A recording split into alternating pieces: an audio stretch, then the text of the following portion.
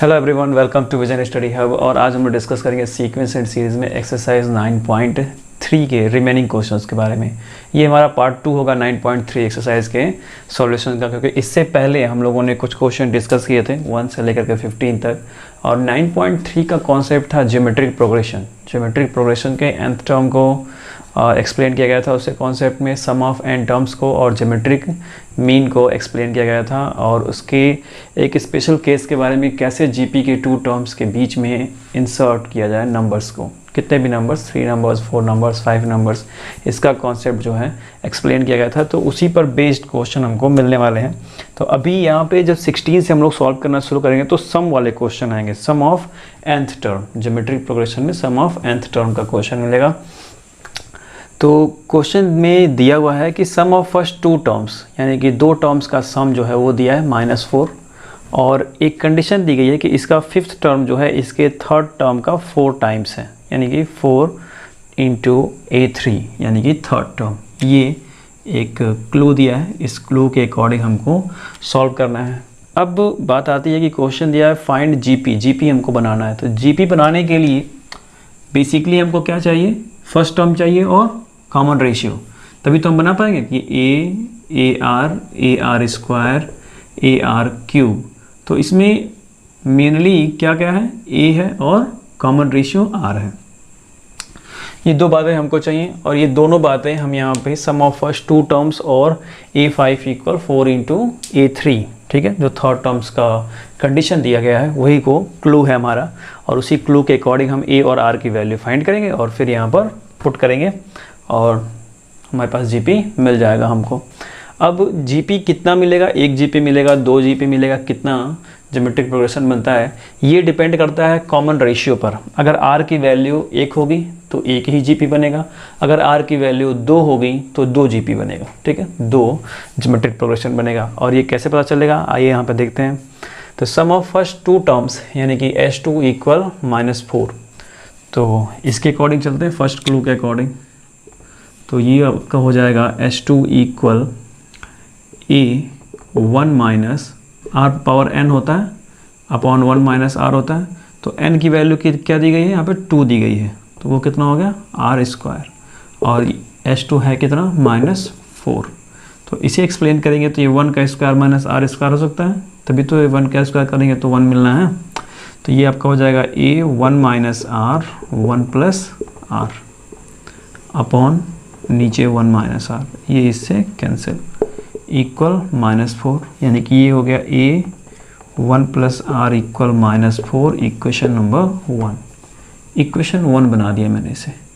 अब इस इक्वेशन 1 में अगर हमें R की वैल्यू पता हो तो हम यहाँ से A की वैल्यू मालूम कर लेंगे, और अगर A की वैल्यू हमें पता हो तो A की वैल्यू यहाँ पुट करेंगे तो R की वैल्यू हमें यहाँ से मिल जाएगी। 2 कंडीशन से कोई भी एक कंडीशन पॉसिबल होगा। अब कैसे पॉसिबल होगा वो चलते हैं यहाँ पे सेकंड क्लू के अकॉर्डिंग। A5 = 4 × A3 दिया है, तो इनको बॉर्डरिंग कर देता हूँ मैं इधर। तो A5 = क्वेश्चन के अकॉर्डिंग ही है 4 × A3। तो A5 की वैल्यू कितनी हो जाएगी, AR⁴, और ये 4 × AR²। ये कैसे हुआ, चूँकि फार्मूला आता है ना nth टर्म का फार्मूला ARn-1, तो n की जो वैल्यू होगी उसमें से 1 माइनस कर देंगे। फिलहाल यहाँ n की वैल्यू 5 है तो 5 - 1 करेंगे तो 4, यहाँ 3 है तो 3 - 1 यानी कि 2। तो A से A कैंसिल, R² से यहाँ का R² कैंसिल, बच गया 2। तो R² = 4, यानी R = ±2, यानी R = 2 एंड -2। 2 कंडीशन, R = 2 भी मिला और R = -2 भी मिला।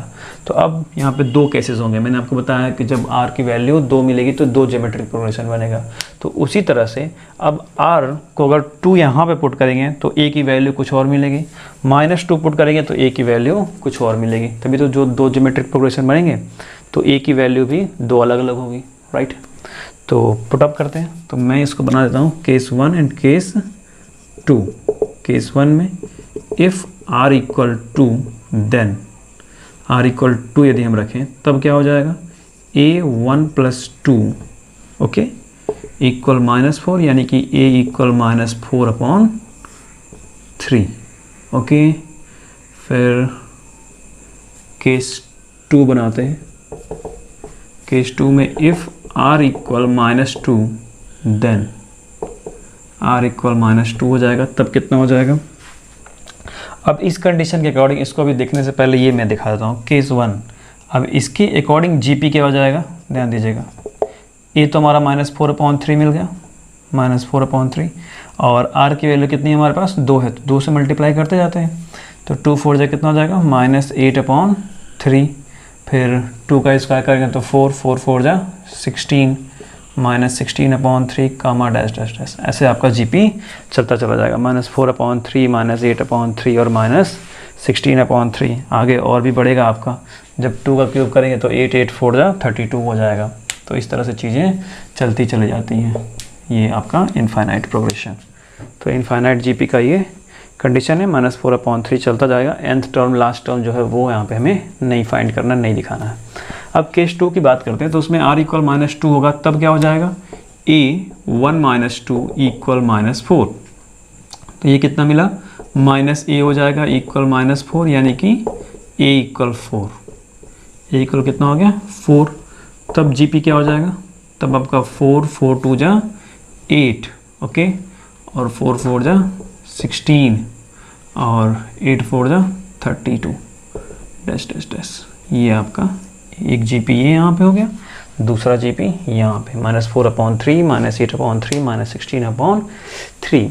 तो मेनली जो चीज़ें हमको चाहिए थी GP बनाने के लिए, वो क्या चाहिए थी, A और R, फर्स्ट टर्म और कॉमन रेशियो, ठीक है।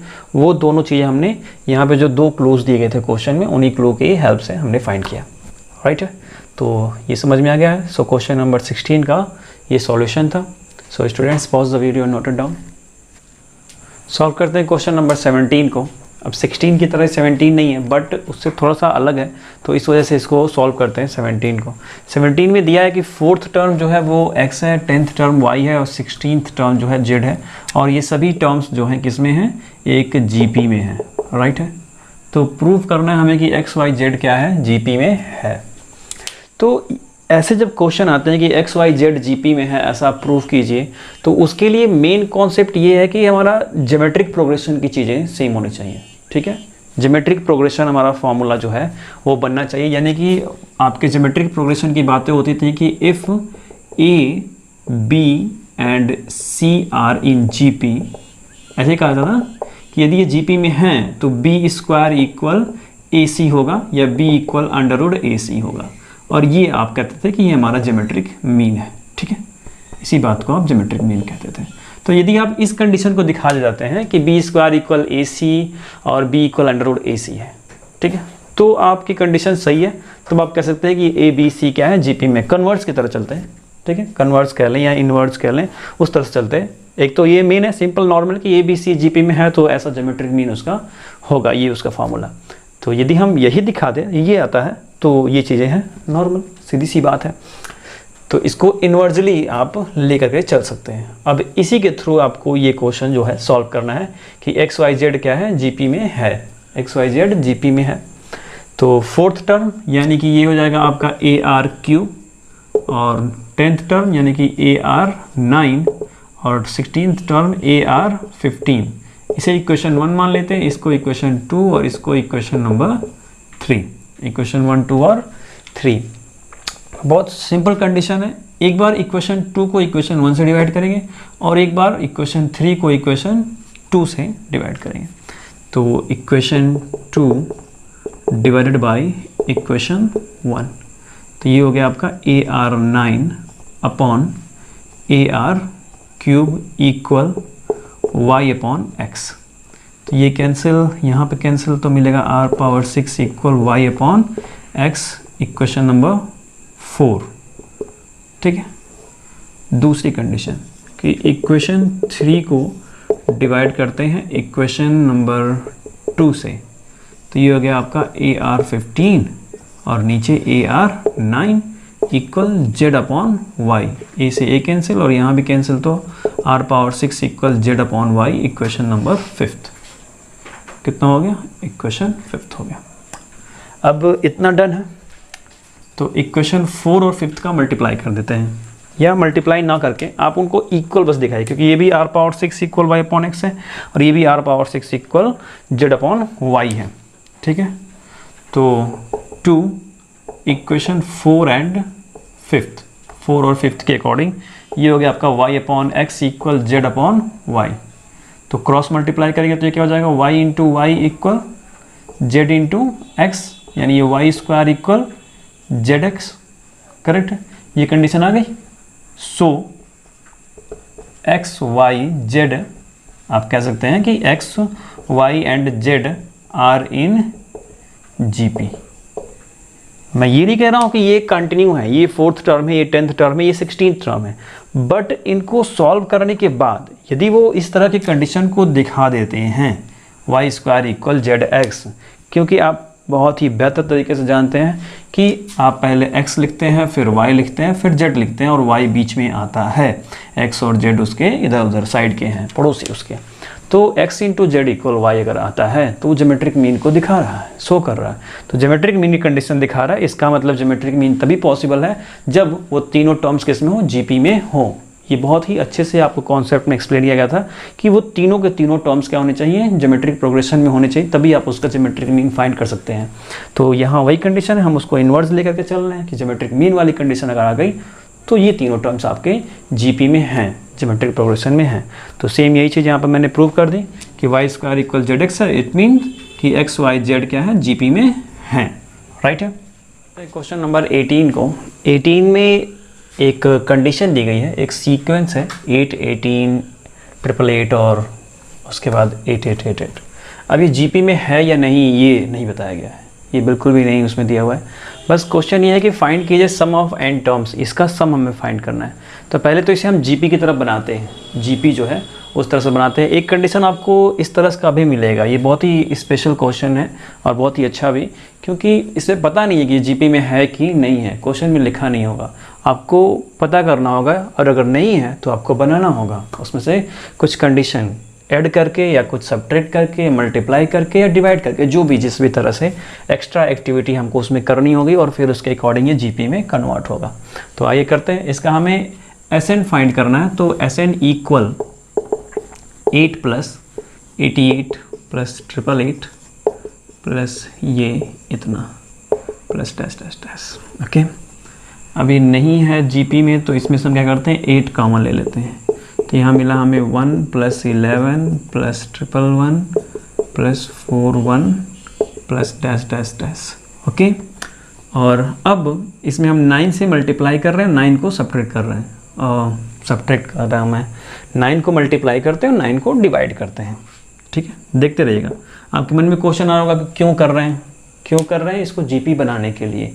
जीपी बनेगा ये, देखते रहिए। तो ये हो जाएगा आपका 8 और 9 से डिवाइड, यानी कि 8/9 और इंटू 9 करना है। तो इंटू 9 करेंगे तो वो 9 से मैं मल्टीप्लाई ही इसमें कर दे रहा हूँ। तो 9 1 जा 9, ये 99, ये 999, ये 49 प्लस डैश डैश डैश। अब देखते रहिएगा कैसे ये चेंज हो रहा है। एस एन इक्वल 8/9 और इस 9 को मैं लिख सकता हूँ 10 माइनस 1, इस 99 को 10 का स्क्वायर माइनस 1 और इसे 10 का क्यूब माइनस 1।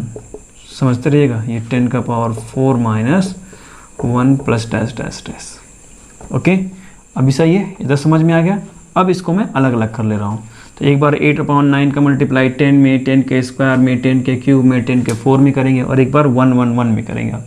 तो वो आपका कैसे हो जाएगा, एस एन इक्वल 8/9 10 प्लस 10 का स्क्वायर प्लस 10 का क्यूब प्लस 10 का power 4 plus dash dash dash minus 8/9 और जब माइनस ही कॉमन ले लिए तो 1 plus 1 plus 1 plus 1 dash dash dash.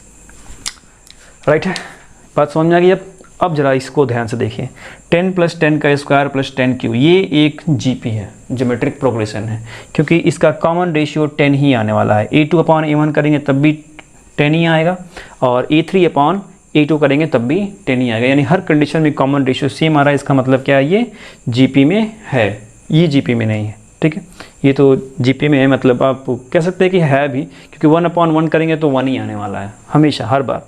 तो ये नॉर्मली है कॉमन रेशियो भी 1 और ए भी 1, तो इसकी वैल्यू 1 ही रहेगी। तो वो जितना n टाइम आप चलते जाएंगे n ही होना है। तो इसका सम हो जाएगा आपका n, कितना हो जाएगा n, और इनका सम आपको ज्योमेट्रिक प्रोग्रेशन के फॉर्मूले से लाना होगा।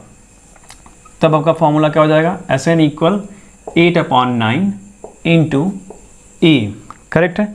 अब देखते रहिए, यहाँ पे r की वैल्यू जो है वो 1 से ग्रेटर है, 1 से क्या है, ग्रेटर है। तो आप यहाँ पे फॉर्मूला यूज करेंगे r power n minus 1 upon r minus 1, और ये आपका माइनस 8/9 इंटू n, इसका सम ऑफ n टर्म्स जो है वो n हो जाएगा। क्या हो जाएगा, n, जितनी बार ये है उतना ही। और ये आपका हो गया 8/9 इंटू a की वैल्यू 10, a की वैल्यू 10, यहाँ पे 10 का पावर n माइनस 1 और नीचे 10 माइनस 1, और ये माइनस 8/9 इंटू n, करेक्ट। ये 10 का मल्टीप्लाई ऊपर करेंगे तो 80, और यहाँ बचने वाला कितना है, 9, 9 9 जा 81, और ये हो गया आपका कितना, 10 पावर n माइनस 1, ठीक है, 10 पावर n माइनस 1, और ये माइनस 8/9 इंटू n। यही आपका Sn है, ये पूरा आपका आंसर 80/81। अब आप चाहें तो यहाँ से कॉमन भी जो भी चीज़ें हैं ले सकते हैं, कुछ आपको चीज़ें कॉमन मिल जाएंगी, कुछ उसमें उधर ही रह जाएगा, यानी कि 8/9 जैसे आप कॉमन ले सकते हैं। तो 8/9 कॉमन लेंगे तो यहाँ मिलेगा आपको 10/9, यहाँ 10 power n minus 1 minus n, ऐसे इतनी चीज़ें उधर छूट जाएंगी, 8/9 आप कॉमन ले सकते हैं। तो यदि आप इसको भी राइट करें तो भी आपका फुल मार्क्स मिलना आता है, कन्फर्म है। आप ये भी आंसर राइट करें तो भी कन्फर्म है, प्रोसेस आपका सेम यही है। तो अगर आपको ये बात समझ में आ गई है, क्वेश्चन नंबर 18 समझ में आ गया है, तो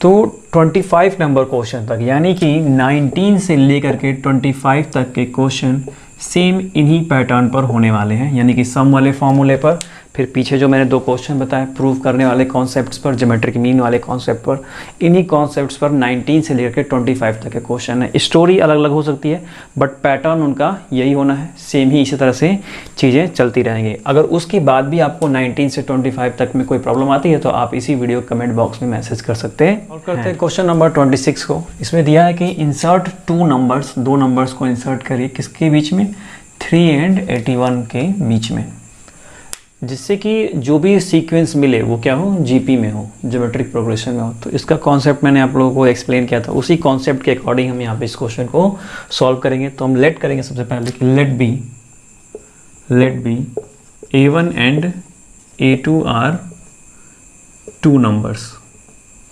2 नंबर्स हैं। सो 3A1 A2 और 81 आर इन जीपी, ये किसमें, जीपी में, तभी हम लोग इसको सॉल्व कर पाएंगे। तो ये 3 क्या हो गया, फर्स्ट टर्म A1 क्या हो गया, ए आर हो गया, A2 ए आर स्क्वायर और 81 ए आर क्यूब, राइट। तो ये जो 81 ए आर क्यूब है यही हमारा क्लू है, इसी के अकॉर्डिंग चलते हैं। Then 81 equal a r cube, ताकि हमें यहाँ से a की वैल्यू तो पता है, यही है a की वैल्यू, r की वैल्यू हमको मिल जाए इसकी वजह से। तो 81 इक्वल 3 इंटू आर का क्यूब, 3 से 81 कैंसिल तो कितना मिलेगा, r क्यूब इक्वल 27। तो r की वैल्यू 3, r की वैल्यू कितनी हो जाएगी, 3, क्यूब रूट निकालेंगे, ये 3 इधर जाएगा तो क्यूब रूट बनेगा। अब r की वैल्यू 3, a की वैल्यू 1, ठीक।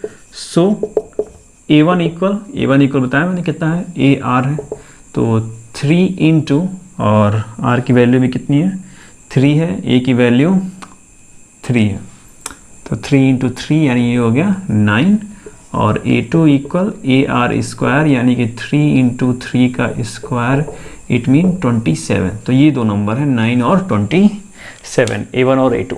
तो इस तरह से इंसर्ट करेंगे किन्हीं 2 नंबर्स के बीच में, जिससे कि रिजल्टिंग सीक्वेंस क्या हो, जीपी में हो। अब अगर ये बात आपको समझ में आ गई है क्वेश्चन नंबर 26, तो इसी इंसर्टिंग वाली कंडीशंस के अकॉर्डिंग स्टोरीज चेंज कर दी जाएंगी बट पैटर्न जो है यही रहना है, इसी के अकॉर्डिंग हम इसको सॉल्व करेंगे।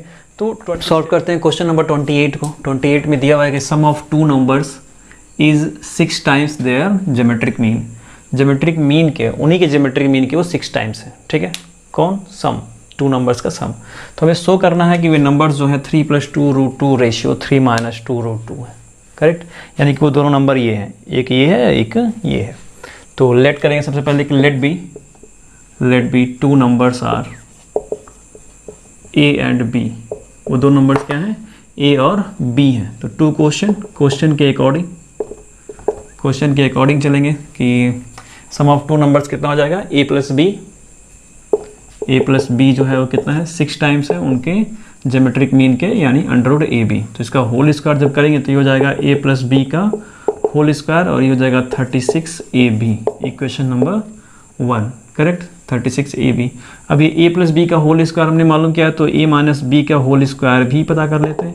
A - B का whole square equal A + B का होल स्क्वायर -4AB, ये होता है। तो A + B के होल स्क्वायर के प्लेस पर 36AB - 4AB इक्वल 32AB हो गया, ठीक है। अब ये चीज़ मेंशन करना है, यहाँ से स्क्वायर को उठा कर उधर लेके जाएंगे, ठीक है। तो कितना हो जाना है? A - B equal √32AB, correct है। तो एक तो हो जाएगा √32 और दूसरा √AB। तो 32 का करेंगे तो कितना हो जाएगा? 16 × 32 होता है, यानी कि 4√2 और फिर एक √AB, equation number 2। Equation number कितना हो गया? 2 हो गया। और अगर इसका मालूम करते A + B के होल स्क्वायर का, ठीक है, तो यहाँ से हमें मिलता 6 √AB। कितना मिलता?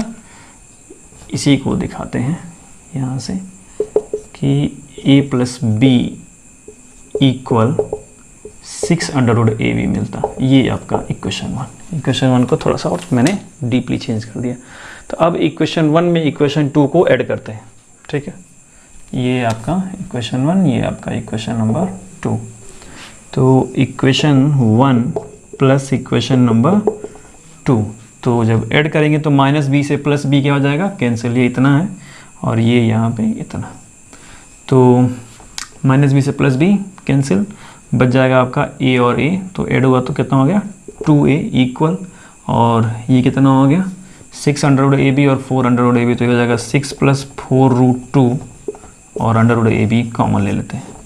तो इसके 2 से ये कैंसिल होगा, तो हमें यहाँ पे A इक्वल मिलेगा 3 + 2√2 √AB, करेक्ट।